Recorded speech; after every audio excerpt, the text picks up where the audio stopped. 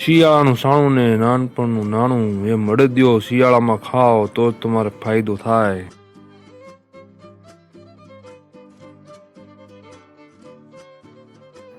અડદિયા બળ છે, સાંધાના દુખાવા, સાંધાની અંદર ગેપ, ગોઠણના દુખાવા, કમરના દુખાવા, શરીરની અંદર દુર્બળતા, હિમોગ્લોબિનની ઉણપ, શરદી ઉધરસ કફ સંબંધિત સમસ્યા, ડ્રાયનેસ, શુક્ર ધાતુઓની વિકૃતિ જેવી સમસ્યા હોય તેવા લોકોએ શિયાળાની ઋતુ દરમિયાન અડદિયા જરૂર ખાવા. અડદિયા બનાવવા કાકરો લોટ લેવો. બારીક અડદની દાળથી બનેલા અડદિયા ક્યારે પણ ન ખાવા. અડદિયાના ફાયદા લેવા માટે અડદિયા સાથે કશું ન ખાવું. અડદિયાનું સેવન સવારે નાસ્તામાં અથવા બપોરે કરવું જોઈએ. મોડી રાત્રે અડદિયાનું સેવન ટાળવું.